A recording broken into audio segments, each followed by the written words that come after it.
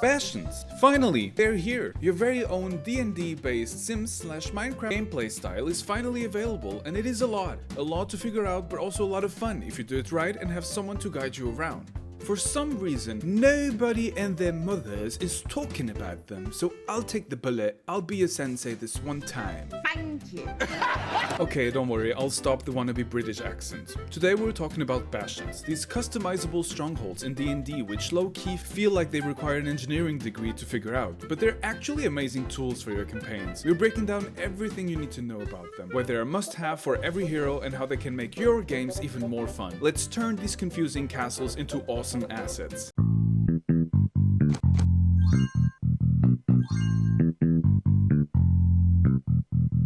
So let's start from the beginning. What are Bastions? They're your personal stronghold. At level 5 you get access to a Bastion, which you can either build, earn as a reward, or if you're feeling a bit chaotic, steal from some unlucky villain or a naive upper middle class property owner. What matters is that you are having fun. Bastions aren't just big fancy houses. They're living entities in your game. They grow with you. You can shape them into whatever you need: a shrine, guild hall, fortified stronghold, or even a creepy little dungeon. But this isn't just a fancy clubhouse. It's packed with all kinds of features you can unlock as you level up, complete with its own defenses, armories, and specialized rooms. They're the fantasy real estate equivalent of leveling up.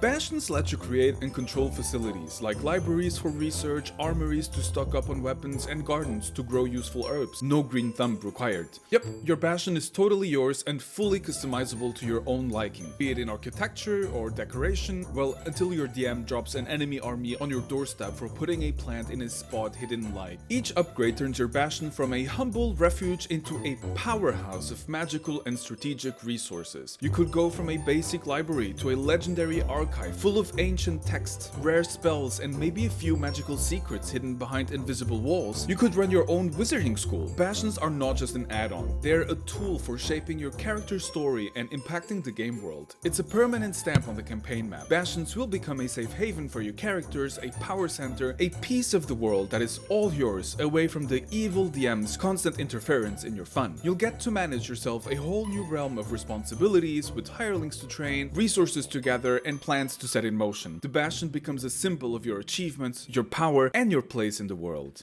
Bastion Orders allow you to manage your Bastion while you're away on adventures by telling your staff what to do. This happens during a Bastion turn and covers everything from gathering supplies, forging an item, to researching on magical properties of an artifact. You pick what you want each of your facilities and hirelings to do, and that's it. You can send these orders through any means as long as you're able to contact someone in the Bastion, for example through the sending spell.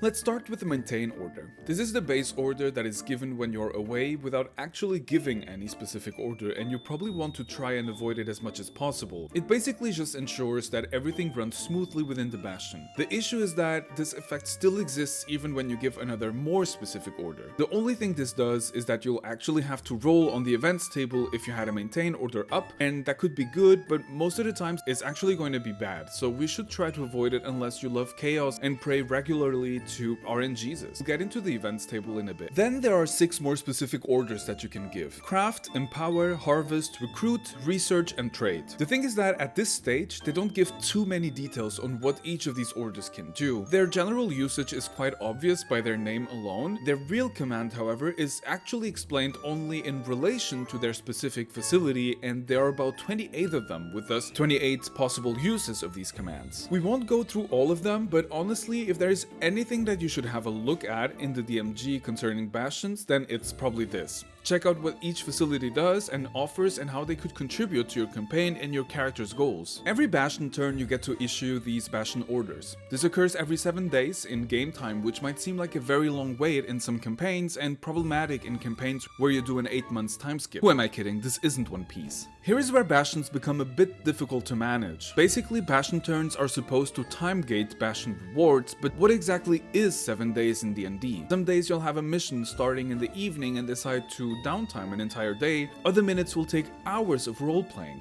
Then there's the crafting dilemma. Crafting in D&D is time-gated by in-game downtime. In-game downtime is limited to 8 hours per in-day game, meaning that if your players want to craft stuff fast, they'd benefit from burning through in-game days as fast as possible, which goes against what the game is supposed to represent. So how do you handle this? I'd suggest giving players Bastion turns when it makes sense. Sometimes you'll be doing a full session in a dungeon and it makes no sense at a point to force a Bastion turn onto your players. Think of Bastion turns as checkpoints for progress. If it makes sense to hand out a Bastion turn at that moment, cool. If not, then don't force it. Maybe your players will try to reach out to their Bastion during a mission, and that would be your cue right there. Some players will want to actively work and build their Bastion, and they will most likely behave accordingly, which is your green light. On the other hand, Bastion turns should not be the driver behind your in-game downtime calculations. There are plenty of guides on how to do this, and my only suggestion here is that you don't link them, despite what the DMG suggests. That's a whole lot of planning before BAM!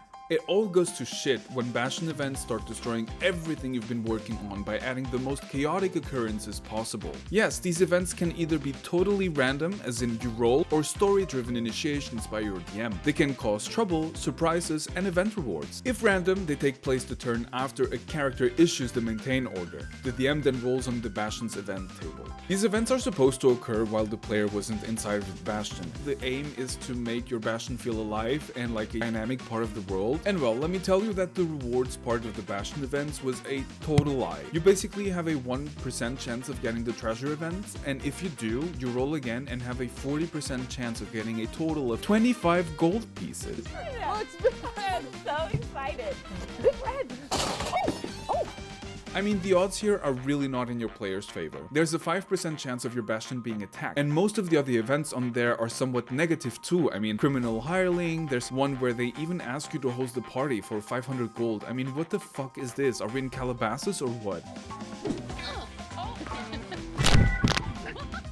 In general though, I think that it's a cool feat. It's random, it's interesting, you'll get to explore new situations, you'll face additional challenges, and have additional opportunities for role-playing, and even incorporate story into it, so it's pretty nice. As a DM, you can also kind of decide the pace of this all. How many events you want to be giving out, at what frequency, should they be dealt with rapidly and be random, or are there a few where you want them to be a bit more impactful and stuff? It's really all up to you. Here my suggestion would be to focus on story-driven events. The DM could roll, for example, before the session starts, and then incorporate some story within the event that was rolled, which would allow for some prep time.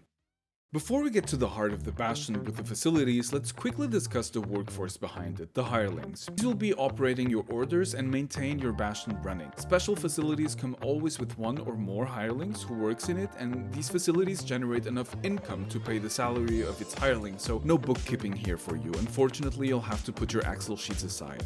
Of course, the depth you want to attribute to these Hirelings is entirely up to you. They can have names, personalities, stories, or be totally random people you hire. These can be great story hooks and roleplay opportunities, but keep in mind, however, that they are, as per the DMG, supposed to be loyal to the Bastion's owner. Finally, the thick of it all, the Bastion facilities. We need to first differentiate between basic facilities and special facilities. Basic facilities are basically rooms that hold basic non-magical utilities such as bedrooms, dining room, parlor, courtyard, kitchen, and storage. I'm pretty sure you should be able to be creative here again. I don't know, it isn't listed, but a bathroom might be useful unless you're fine using the courtyard. These can come in 3 types, which basically define the space of that room. Cramped represents 4 5-foot squares, roomy 16 squares, and vast 36 squares. Your Bastion starts with 2 free basic facilities, which you can choose. One is cramped and the other is roomy. You can have more than one of each basic facilities, and you can buy more at any time or expand ones at any time for gold and downtime. 500 gold for cramped, 1k for roomy, and 3k for vast. There is no in-game benefit to these basic facilities. They're really just for RP purposes. They do come with decoration to your liking, so release your home decor energy.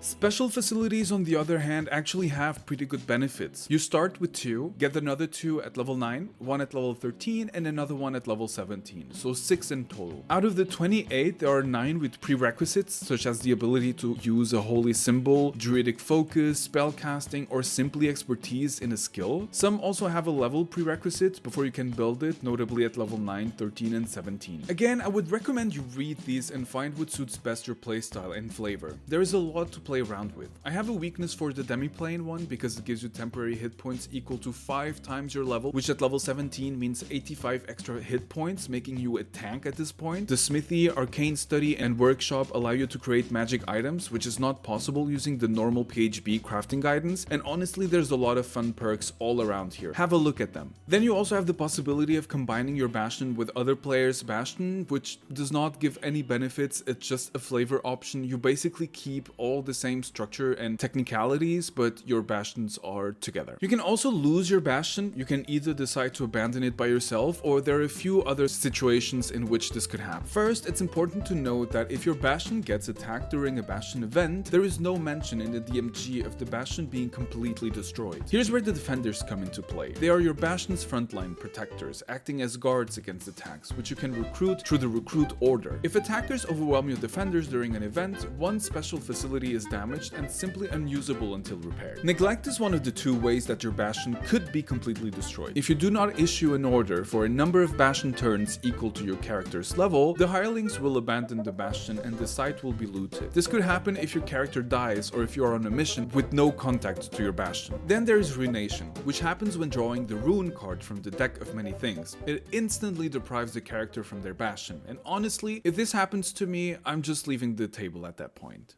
And there you have it, adventurers. Bastions are more than just fancy structures. They are the heart of your D&D experience, merging strategy, roleplay, and resource management into a unique blend that feels like D&D meets The Sims. From issuing orders to handling Bastion turns and managing hirelings, you now have everything you need to make your Bastion an extension of your character's story. Don't forget the Bastion tracker in the DMG. It's a lifesaver for keeping tabs on defenders, orders, and facilities without needing a million sticky notes. If you enjoyed this breakdown or have epic Bastion stories to share, drop them in the comment. And of course, don't forget to like, subscribe, and ring the bell. Feel free to make recommendations for future video topics, and I'll see you then. Bye!